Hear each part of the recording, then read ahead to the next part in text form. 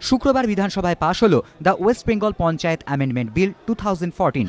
বিলে বলা হয়েছে, কোনো গ্রাম পঞ্চায়েতের প্রধান, পঞ্চায়েত সমিতির সভাপতি, সহসভাপতি, জেলা পরিষদের সভাধিপতি, সহকারী সভাধিপতি এবং কর্মাধ্যক্ষদের তাদের সংশ্লিষ্ট পদে পূর্ণ সময় কাজ করতে হবে। এজন্য সাংসদ বিধায়কদের মতোই তাঁরা তাঁদের চাকরি থেকে লিয়েন নেওয়ার সুযোগ পাবেন। বিলে আরও বলা হয়েছে, ত্রিস্তরীয় পঞ্চায়েত ব্যবস্থায় কোনো দলের নির্বাচিত জনপ্রতিনিধিদের 1/3 সংশ্লিষ্ট দল ছেড়ে অন্য দলে যোগ দিলে তাদের সদস্যপদ খারিজ হবে না। বিলের এই অংশের তীব্র বিরোধিতা করেন বিরোধীরা। বিরোধী দলনেতার অভিযোগ, নতুন এই আইন রাজনৈতিক স্বার্থে দলত্যাগের ঘটনাকে অনেক সহজ করে দেবে।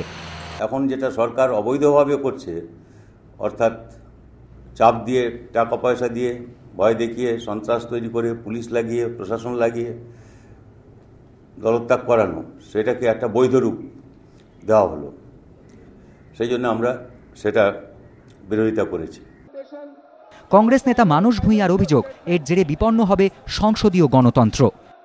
আজকের বিল পাশ করে সুব্রতবাবু পঞ্চায়েত ব্যবস্থাটাকে অর্ধমৃত করে দলবদলের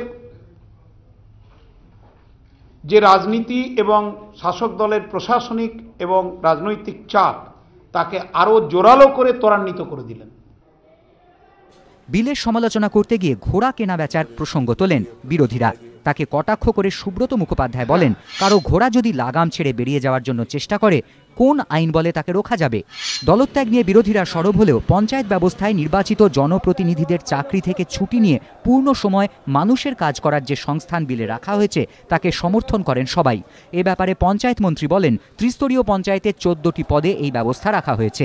এর ফলে ছুটি নিয়ে প্রমোশনের অধিকার বজায় রেখে মানুষকে পরিষেবা দিতে বাধ্য থাকবেন পঞ্চায়েত প্রতিনিধিরা। আশাবুল হোসেন, এবিপি আনন্দ, কলকাতা।